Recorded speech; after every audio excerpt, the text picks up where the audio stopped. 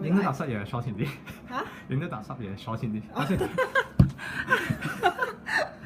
好明顯，你將手擺前面。live 緊㗎啦。係啦。OK。It's okay. Hi.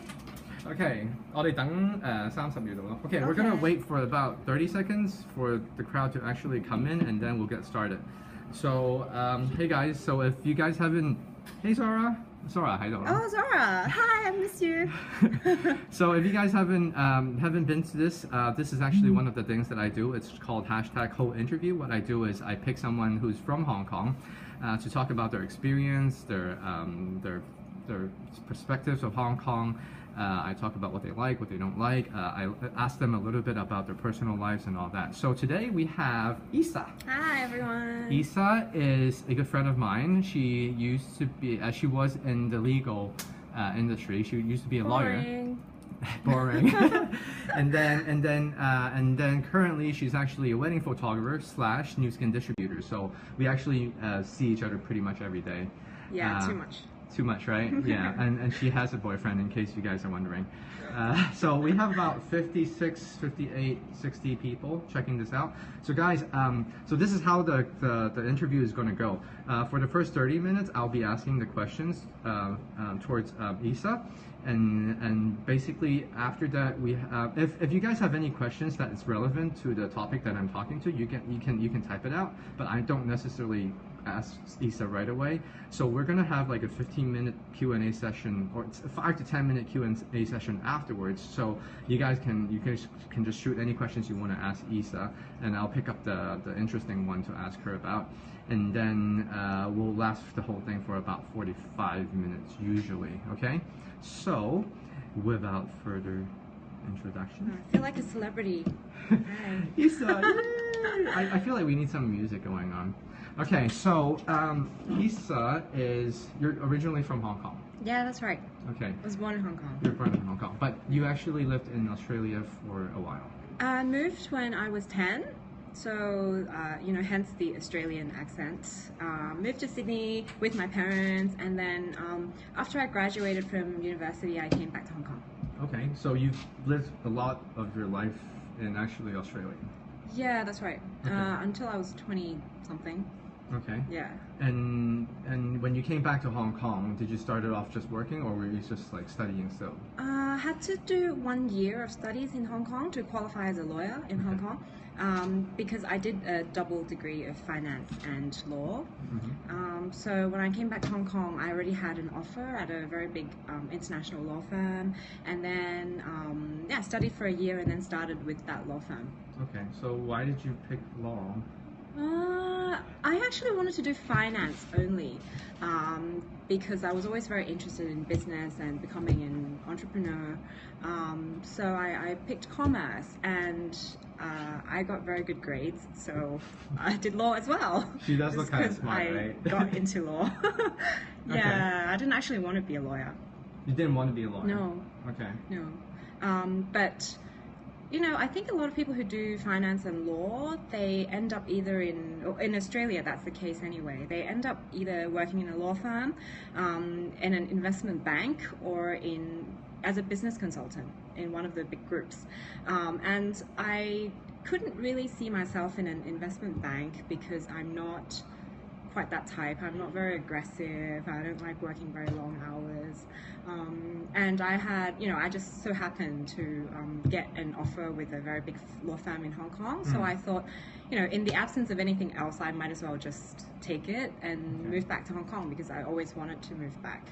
Do you think your decision of becoming a lawyer has anything to do with parenting, or being in a Chinese society, or doing an entrepreneur? Actually, no, because my parents are really, their way of thinking is actually very Western. So there was no, the typical Chinese parents thing where, you have to be a professional, you have to be a doctor or a lawyer. It was very different. My family was very different. They've always just let me choose what I wanted to do. Okay. But I really just did it because I didn't know what else I could be doing, and I didn't know what I really enjoyed at that time. Okay. And coming back to Hong Kong, starting at a law firm, being in the industry for real, what was the feeling like? I think at first it was it was all very good because it was a very big law firm, glamorous. They wine and dine you, and you get the biggest clients and the biggest deals. And my boss, who was a partner, he was actually really nice to me and gave me a lot of opportunities to get good work. So in the first couple of years as a trainee, we have to train for 2 years in Hong Kong. We get paid a lot. So I think at that time, I didn't think too much about the future. I just thought, this is a good experience for me. But once I actually qualified as a lawyer, it completely changed in the sense that, the matters are your own, and you're responsible for everything. So the stress really kicked in, and it was kind of like a reality check because I used to have to go to work almost 7 days a week on weekends. And it was really scary how on a Sunday I'd go into the office and everyone was sitting there, and it was a Sunday. So, at that point I was just really thinking, is that what I really want to do for the next 30 years of my life? So, do you feel like it's a Hong Kong culture more than working culture in a law firm that actually has people actually working on Sundays? I can't say that it's like that in all firms in Hong Kong, but I think in the big international law firms, it's like that because it's a very competitive industry. The fees are getting lower, people fight for deals, which means that associates get worked to death, basically. And a lot of mid-level associates leave, obviously because they want better hours, and they go in-house once they start a family. So you've got that gap of it's very few senior or mid-level people, but a lot of juniors who have to do all the donkey work, right? So I think that it's not just in the legal industry. I think generally in corporate in Hong Kong, people work very long hours. I mean, John, you were the same. Yeah. So, yeah. I mean, I used to work in an investment bank, and that was like crazy. Crazy, yeah. Crazy hours, crazy pressure. And then there's a security factor as well for me because, working in a bank, it's more like you don't know when you're going to lay off. Yeah. When you're going to get laid off or when they're going to hire you again. So, yeah. But that's not the case in the law firms. It depends. I think compared to banking, it's slightly more stable. Yeah. But it depends on what area of practice you're in. Yeah. In things like litigation, I think there's always a pretty steady flow of work. But in capital markets or in M&A, it's same. It's the same. It's if our clients, investment banks, are not getting business, then we're not getting business.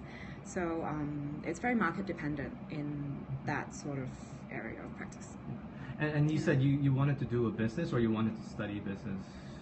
I've always wanted to be in business, to run my own business. To run your own business? Yeah, that's right. Hence you decided to become a wedding photographer afterwards? Yeah, I just got so sick of my job. I didn't hate it. I was just putting up with it because the money was good, paid the bills, right? But it just really wasn't what I wanted to be doing for the next 30 to 40 years of my life. And I thought, I'm still young. If it doesn't work out, I could always start all over. So I wanted to really just get out of that comfort zone while I was young. But to lose that social status of being a lawyer, because obviously in Hong Kong, you have this sense of almost pride when you tell people, oh, I'm in the iBanking industry, oh, I'm in the lawyer, and now I'm not saying there's anything not cool about being a wedding photographer, but definitely there's a difference of social status. Yeah. And how did you handle that? I think I just started seeing things differently. At that time of my life, I had kind of worked out what my priorities in life were. Before it was probably just money, status, getting good experience from a job. But when you get to a certain age, and after you've worked for a few years, and then you realize what's really important. And to me, that was really just. I can't say money is not important, because we need money to survive, especially in Hong Kong. Everything is so expensive. Definitely. So money is definitely a factor. But I saw other things which were eventually going to be more important. Like in a few years, what if I have my own family? If I have kids? When my parents start to get old. And I think time, I started to value my own time a lot more. Because when I first started working, when you're young, I think you never feel that you're going to run out of time. But after working for a few years and spending, 15 hours a day at the office, I really started to value my own time and doing what was really important to me, something I really love to do. So. And what did your parents think about this, your decision? Oh, they were cool with it. Okay. They're very cool. I think my mom was a bit worried, like, Yeah. oh, you're not going to get a stable income from doing photography. Yeah. How are you going to live? But it worked out. I think after I gave myself a year Okay. to have my photography really kick off. After a year, it all worked out fine. I was getting a lot of business. Okay. So I think after that they were a little bit more relieved. Like I wasn't sleeping on the streets. Yeah. Very good. So What's it like being a wedding photographer in Hong Kong? I've been doing that for 4 years now. So it's been really great so far. When I first started, I was just getting the experience, and at the end of the day, I think it's a very happy industry to be in, because you're in weddings, right? It's a very happy thing. So I still enjoy it a lot, but I think the industry is definitely very competitive. It's like any industry, right? When people start to see that you're making a lot of money, and people are very happy to spend on weddings in Hong Kong. So all these people would get into the industry, and because they want a slice of the pie. So it's actually getting very competitive. Any crazy incidents that you saw in a wedding that you can share? Because I used to be in an wedding industry before as well, and we all have these like funny stories about how this couple is like just unbelievably Yeah. I don't really get bridezillas, so my clients have been really great so far, because I do very simple and intimate weddings. So I think the type of clients that I attract are generally quite simple. So I don't get very big crazy extravagant weddings. I shoot the very simple ones. So my clients have been great so far. Okay. Weddings in Hong Kong is also a big business, obviously. Yeah. And it would be almost traditional for people to have wedding banquets, hence hiring wedding photographers. Yeah. So and business was good for you. It was. Yeah. Yeah. I think it was after a year, because within the first year I was still very new, so I wasn't charging a lot. But after that first year of getting a lot of experience, then the business really started to come in, which kind of brought in other worries, because when you're running your own small business, I don't know if you can relate to that, you get worried when there's too much business, and you get worried when there's no business. Because obviously when there's no business, there's no money. But when there's too much business, you're getting the money, but you're overworked. You're working 24 hours a day, as opposed to 15 hours a day in a law firm. Because when I used to get off work, I could still get off work and do my own thing. But now when I run my own business, it's more like you're always thinking about it. When's the next job going to come in? When am I going to market to get more clients? Am I ever going to run out of people? So I think that the stress is definitely a lot bigger when you run your own business. Did you learn photography when you were younger, or you decided to pick up the skill when you think, oh, you wanted to become a wedding photographer? Yeah, I never really learned it properly. I really enjoy traveling, so I took pictures a lot when I traveled, but I never really had any wedding experience. Sort of like a self-taught talent?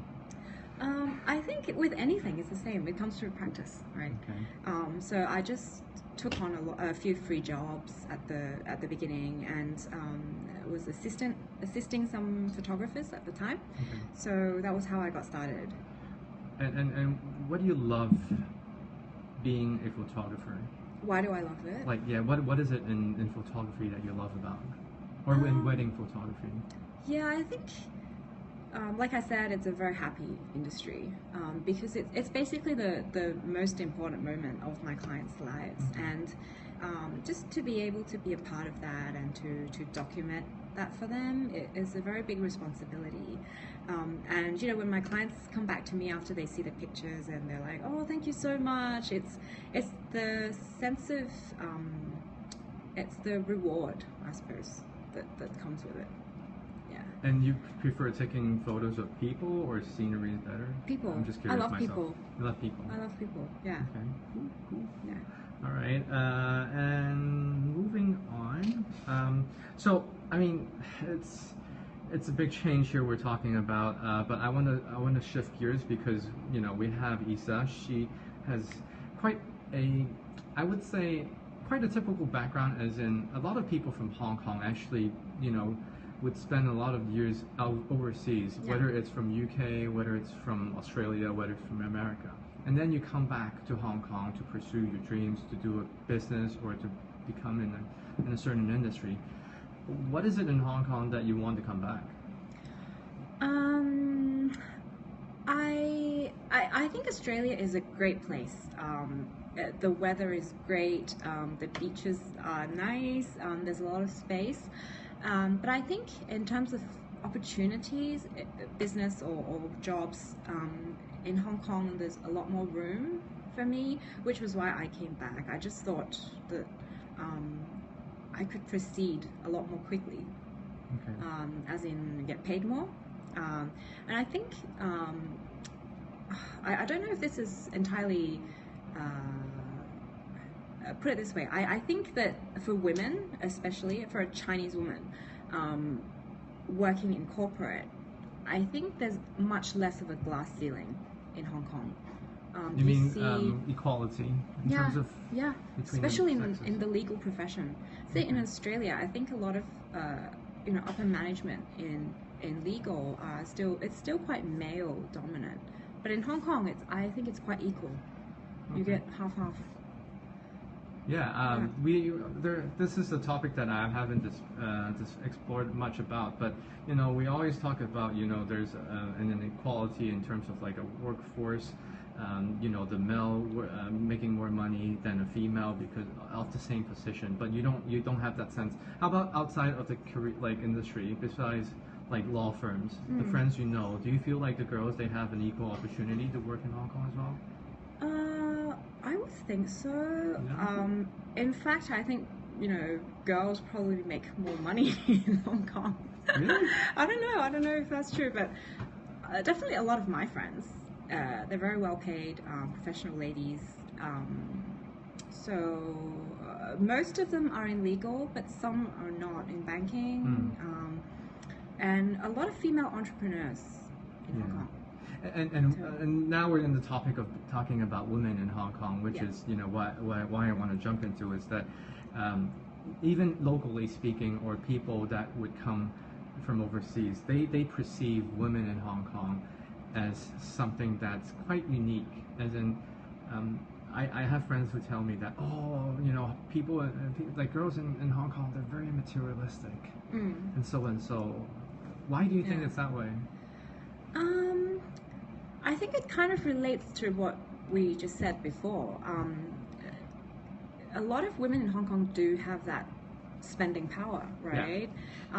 For example, when I used to work in a law firm, you make good money. So, and you're so stressed from work that you just kind of want to spend it, right? So I have friends who used to spend so much of their money just because they were so stressed. And now looking back, it was silly because you sacrifice all your time to make that money, and then you just kind of spend it all anyway. So because you're so stressed. So what's the point, right? But, now that I have a much more balanced life, it's the other way around. I don't even spend that much money. In terms of relationships, though, like between guys and gals, dating and all that, it's also something that some of the guys would kind of comment about. Yeah, like to date a Hong Kong girl, you need to buy them like nice purses, jewelry. You have to take them to like fancy restaurants. Yeah. It's kind of like, oh, I don't know if I want to date a Hong Kong girl anymore. There's all these kind of things talking about. We have a term in Hong Kong actually called the 3 highs, 3 高, right? Yeah. What do you have to say As to in that? highly paid. Highly paid, highly educated, Yeah. and what was that one? High in demand or something. Can't remember. Yeah. But you get the idea. Yeah. I'm not sure I agree with that, because a lot of my friends This is your time to defend. yeah, that's right. They take pride in being able to earn that money and spending it on themselves. Yeah. So it's not like I'm spending someone else's money. I make it. I put a lot of effort in making it, and then I can spend it as I like. If I want to treat myself to a good meal at a fancy restaurant or buy myself a nice purse, then I think fair enough, right? I've earned it. So I'm not sure that, a lot of my friends would actually be happy spending someone else's money. So I would probably object to that. Yeah. Yeah. Our lawyer is objecting. Yeah. Beware. But no, I mean, I guess there are people who's like that. I mean, from my point of view, is that I don't know many female friends that would actually, have their hands out and ask guys for money and say, hey, pay me this, pay me that. Sometimes it's more like, it's a few incidents, then people just kind of blow it up because, there's, it's news, it's gossip, and people like to talk about it. But yeah, I do agree with you. And again, it also depends on what kind of background you're from. Yeah, I think that's right. And also, I don't think it's just a Hong Kong thing. People are so obsessed with social media these days. Yeah. I think people kind of like to, I don't know if I can say show off, but they like to, portray a certain image or lifestyle of themselves on social media. I forgot the term for it, but people like to do that. And if my boyfriend takes me to a fancy place, I like to be able to post it. I take a picture, things like that. I think it's not just a Hong Kong thing.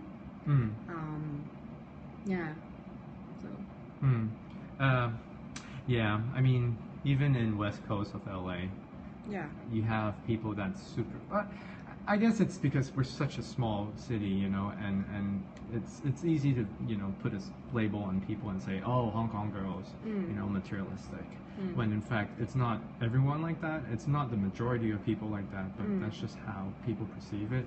And maybe it's just bad experience from one person, and then they would just kind of badmouth it a little bit. But if let's just say if a foreigner were to want to date a girl from Hong Kong, what advice would you give them?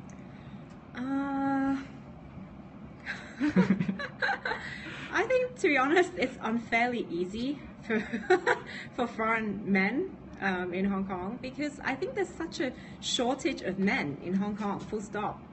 Not enough men. So, men, come to Hong Kong. A lot of my friends actually are still single. They're like in their maybe early 30s or just 30 or late 20s. Are having so much trouble dating. Not enough men, and I think also we do have enough men though. Like the population. Do we? Yeah, it's an equal distribution of men versus women. No. I think within a certain age range. Really? Like 25 to 40 or something. It's disproportionate. Okay. Yeah. But it doesn't seem like to be that much of a disproportional thing. I always talk to people about, it's not that we don't have enough guys, but the guys are just off there not wanting to date girls, or they're just not like good enough for the girls in Hong Kong. I don't think that's quite true. No? Okay, a lot of my friends who are still in law are still single, because I think you know, for men, they're like, oh, I don't want to date lawyers. They're too strong, or they make too much money, or I can't afford to. Yeah. But I don't think that's really true, because I don't think any of my friends expect that from the guy. I think it's more because of a difference in background and values, right? Because if you've always grown up in that circle and you've always enjoyed that standard of living, then it's more about compatibility, right? If you've got someone who's from an entirely different background, you know, who've seen very different things to you, are you able to, you know, get over that? Right? We don't have enough quality guys. I can't say quality. I'm not saying that people who don't make as much money definitely are lower in quality. That's definitely not true. Saying, it's not necessarily in monetary terms. It's more like, you know, like exposure. Yeah. Education level. Yeah. Because I do believe that like women in Hong Kong actually has a higher education level than the normal guys in Hong Kong. Yeah, I think so. Yeah. If you look at the tertiary education, like statistics and stuff. Yeah. So if you're okay, guys, viewers, if you're highly educated, if you're from overseas, and if you're like single, okay, don't come here if you're married, okay?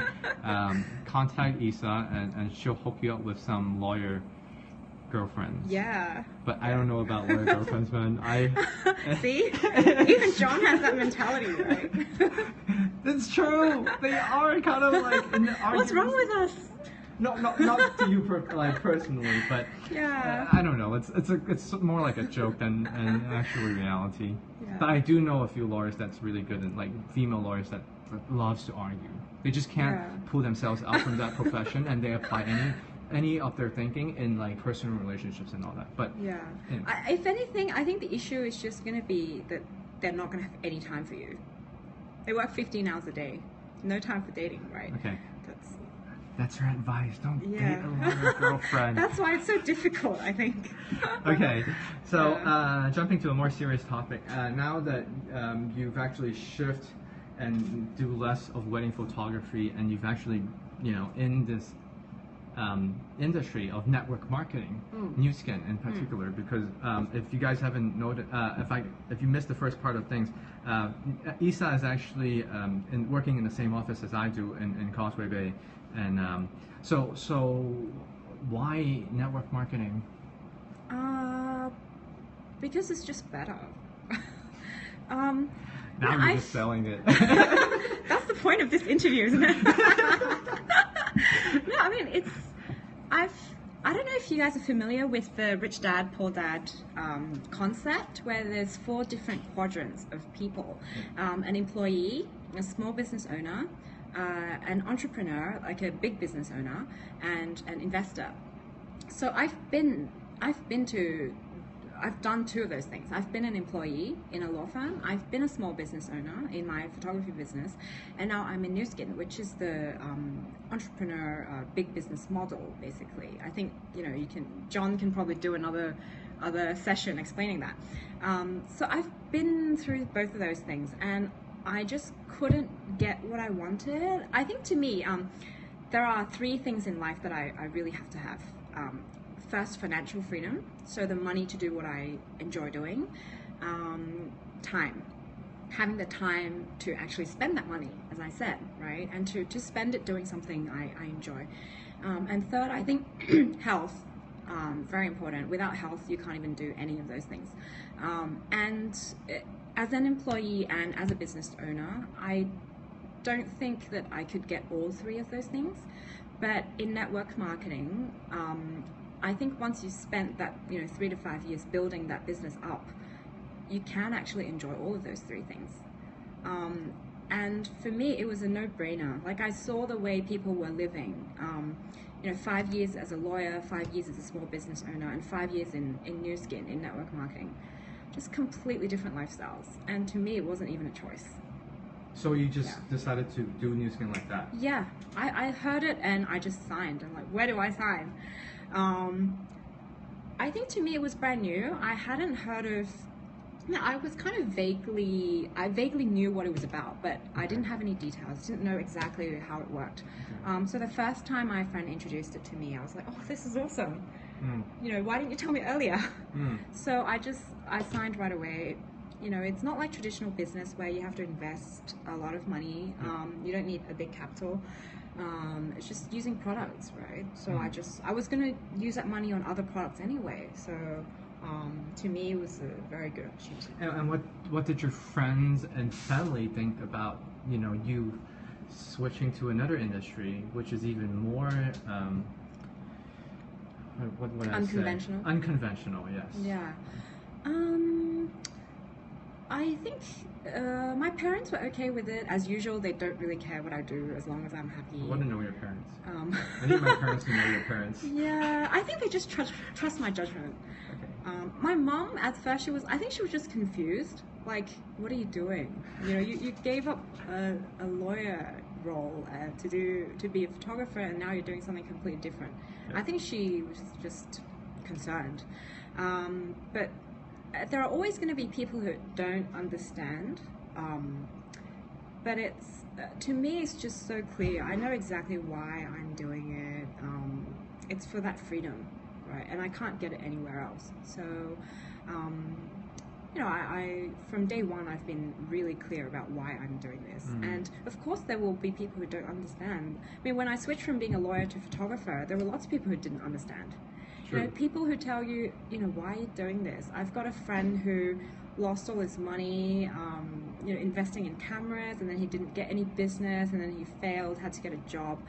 You know, people tell you that kind of thing, but I think it's important for you to know what you want to do and how much you're willing to give it, right? Okay. So. And you also got your boyfriend into the business. Of course, best decision of my life.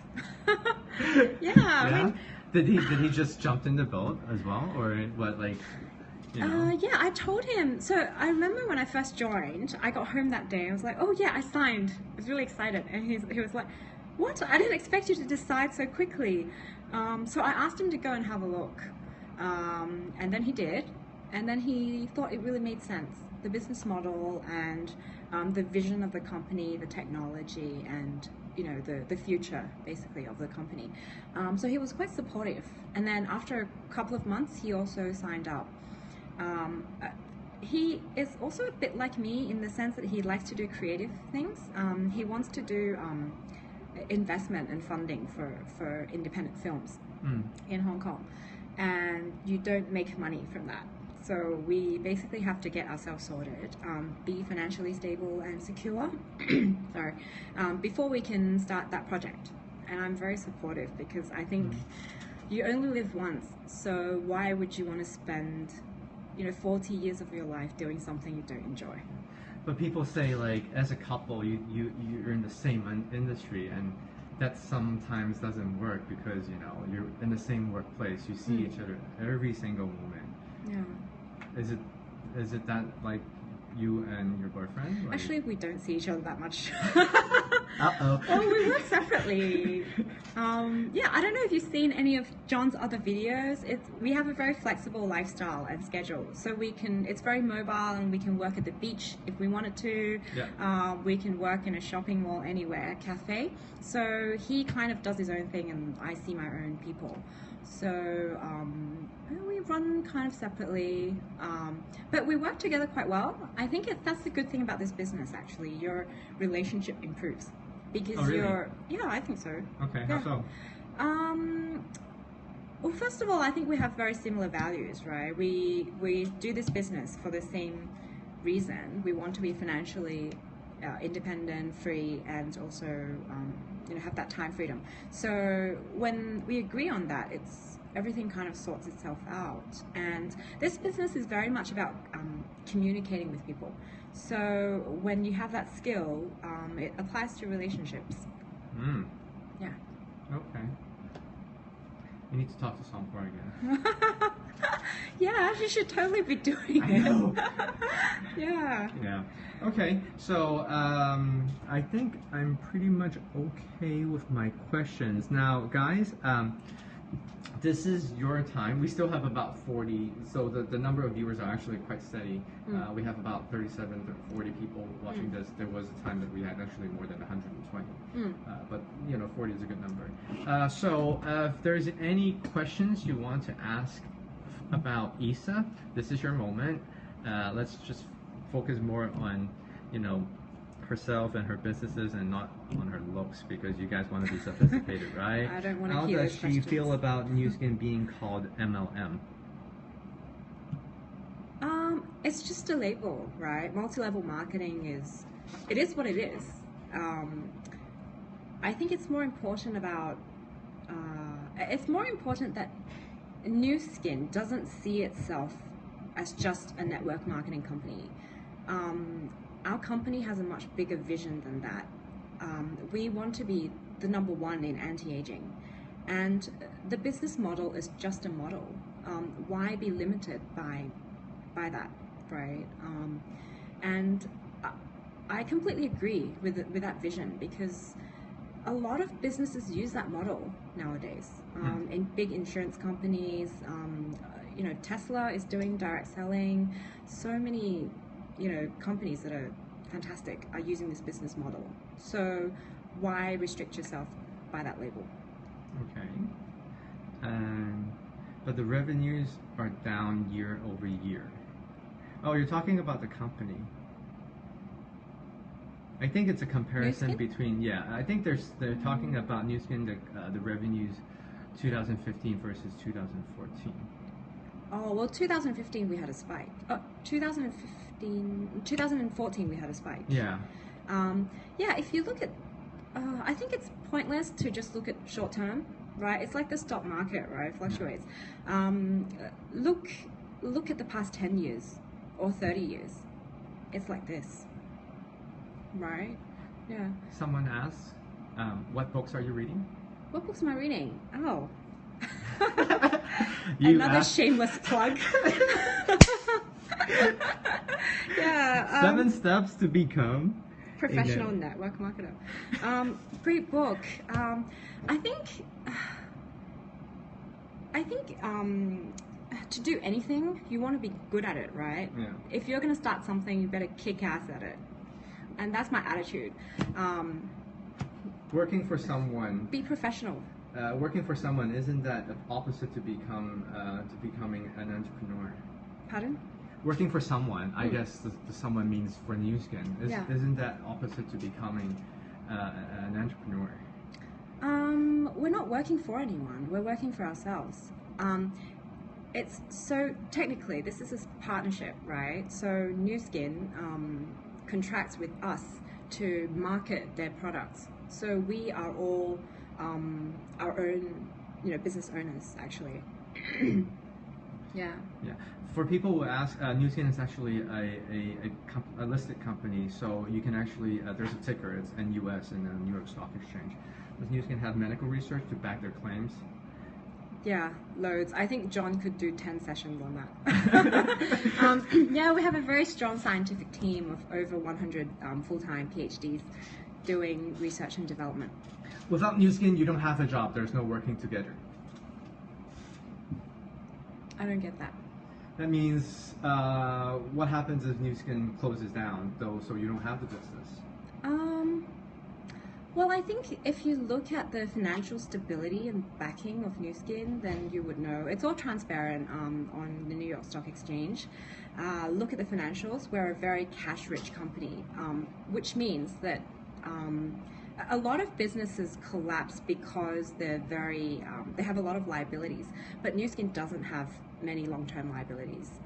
Actually, we, in Utah, you know how the US government isn't doing that well financially at the moment? We actually bought a whole street in Utah, in Salt Lake City, in our headquarters, because we wanted to give money to the government. So we're that cash rich, so I think very safe. And our credit rating is actually very high. It's up there with Microsoft, HSBC. We're higher than HSBC. So, it's a very, very small possibility. Mm-hmm. Yeah. And this is a question for me to you. What's your favorite Nu Skin product? My favorite new skin product. That's very hard to say because they're all so good. I would probably say it's TR90. TR90. Just because it's a product which completely changes people's lifestyles. I don't know if have you done a video on it? No, I haven't. Yeah, it's basically a program. It's a health program which helps people lose fat, gain lean muscle, and change their body shape. Mm-hmm. So I've benefited a lot from it. Okay. Some people saying, this is like a rehearsed interview because there's questions about, this new skin thing and all that. Well, for viewers, right? This is actually the first time I've actually interviewed in a new skin distributor. The reason why I'm picking Isa is not because I want to really sell you guys new skin, right? I pick a lot of other different people. And yes, I do talk about new skin. I do talk about the business because this is my channel, and I show people what my life is, including how the city looks like, what kind of people I hang out with, what my businesses are, and all that. So it's okay. And with some things you come up and you make it. You want to hear it like a sales pitch, which it could be one. But I'm just saying. I try to do things in the different perspectives, and that's why I want to interview Isa today, and she's nice enough to actually be in front of the camera and answer all these questions, no matter it's related to new skin or not. And you have the choice as well. You have the choice to follow or not, so it's really cool for anyone here. But let's take one more question before we actually finish the scope, because I need to head out somewhere, and we're using up like Isa's valuable time, and people are giving compliments to you and saying how you look great. Oh, thank you. And all that. So practice because this isn't your first time in such situations. Well, the later part of the questions we answer. People ask us all the time, so we actually know these questions by heart pretty much. Yeah. Yeah. Of course I would know because this is my business. If I couldn't answer that, you'd be worried. You wouldn't want to join her. Yeah. Go have massage. Oh gosh. Okay. Sometimes we have trolls as well. All right. Okay. Jonathan J.K., who is actually a periscoper in Hong Kong, he says she's authentic to me. Thank you. Of course. Okay. I got the questions this morning, like 15 minutes ago before the interview. Less than 15 minutes. So I haven't even read them. Yeah. Anyway, so let's check out. This is what you would see when the camera is facing you. So Isa can actually see the comments right now because usually I use the back camera. It's kind of distracting for the interviewee if she were to look at the comments and see me blocking the trolls and all that. Anyway, Hi. Isa, that's made your haircut. It looks the same. It was better than yesterday. What are you talking about? Oh, I don't pay enough attention to you. Okay, this is Roger. Roger is actually a long-time follower. Oh, cool. And do you periscope Isa? I probably should start. So this is like a tutorial for me. What was her motivation in the early stages when changing career? Just didn't like what you were doing. I just didn't like working in a law firm. Not my passion. Are you still a photographer? Yeah, I am. What's your website? My website is www.isaphotography.com. Okay. And we can still book you for wedding photography. Yeah, you can still book me. I'd love to travel to the States and London. Mm-hmm. Listen to a few questions here. Okay. If you scope, we can drop. Thanks, Roger. Cool. I'll steal all your followers. I'm telling you, like, it's so much easier for girls to scope and get viewers. Periscope a wedding. Oh, I wish I could. I'd be busy shooting. How do you spell it? isaphotography.com. You know how to spell photography, right? I can't follow how old is Periscope. What's my Periscope name? I have no idea. I've never used the account. Yeah. Oh, you can teach me how to use it. You just create your own. You have your own account here, no? I do, but... wait. It's here. What's my account? Okay. Oh, it's just... Isa. ISAPIN. You can show them. There's nothing got inside. Nothing on there's no face, there's no followers, there's no hearts. Isa Pin, that's her name. Does her background Yeah, in that's law and right. photography come and play with her new career? Should lawyers join New Skin? I think everybody should join New Skin. Come on. John told me to say that. That's a question that you're just begging for me to. Anyway, okay, so thanks for tuning in, guys. You guys have been amazing. Hope you enjoyed the interview. Much of us have been following Johnson Street. Yeah. So thanks, Isa. Yeah. I owe nice her meeting you guys. lunch because usually I would treat people lunch after this, but not today because I have a lunch appointment. That's okay. I'll I have call a you lunch appointment too. Yeah. So if you want to follow the channel, check it out. And then I have an Instagram and a Twitter account. It's John M. Ho. And usually what I would do is I do a whole interview pretty much every once in 2 weeks. I pick a different person to interview. Thanks, man. John owes me lunch too.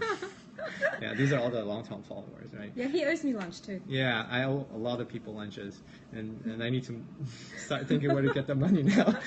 I'll be scoping on the streets today. We will be scoping. I will be scoping on behalf of Marshall Tribes later this afternoon as well. But I need to head back to the Wanchai office, and let's talk more on the streets. Yeah. Thanks for tuning in, guys. Thank you. Nice seeing you. Bye. Sorry.